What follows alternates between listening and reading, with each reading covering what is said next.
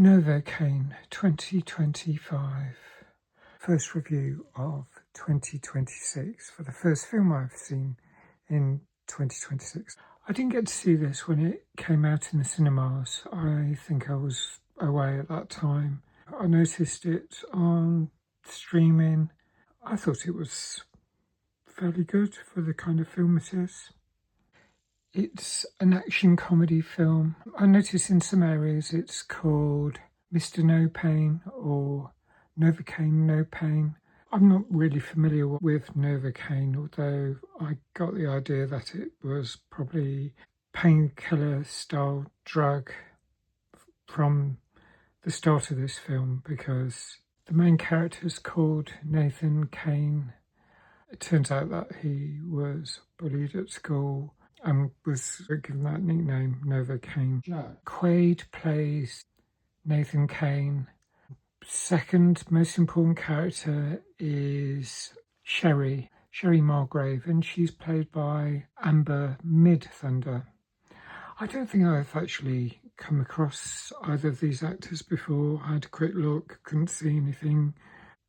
They're both good. So the story is about this fairly introverted character. He's quite likeable.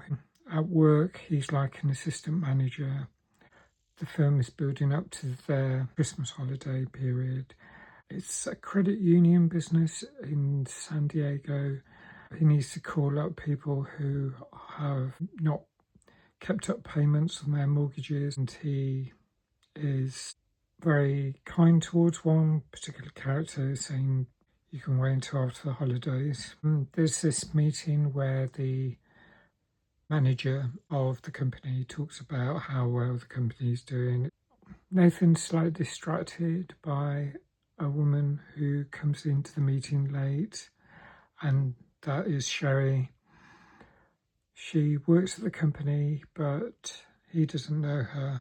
But he meets her at the kitchenette or tea point when she accidentally jostles him and he spills hot coffee all over his hand. But of course it doesn't hurt. And she's really apologetic and says, let's go for lunch. That's how they become friends. Almost like in a relationship, they decide to meet up again in a bar. They seem to get on well. And then back at work one day, things get quite heavy. There's a raid by these people with machine guns and hold the place up and take a hostage. The person they kidnap is Sherry, and there's quite a bit of violence. Nathan has become smitten with Sherry by this point. He tries to find out where she's been taken. He decides to take the law into his own hands by finding out where Sherry's got to. You can tell there's a romantic attachment between them.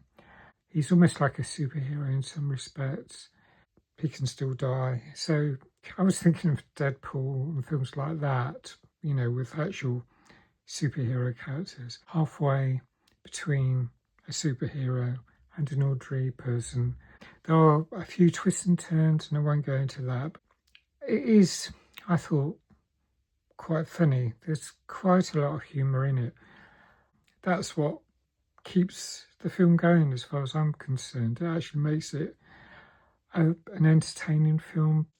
One of the examples of the humour that I liked is how Nathan, when he's in a fight in a chef's kitchen, and when he injures the adversary, he says, that's going to be 3rd-degree burns. What you need to do is run that under cold water. So it's stuff like that. He's like well-meaning.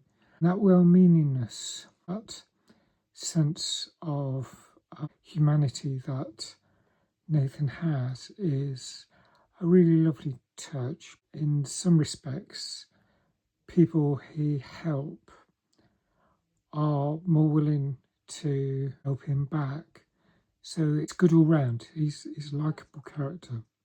I quite like the songs in the film. Starts with Everybody Hurts by R.E.M. That's a really evocative 90s song.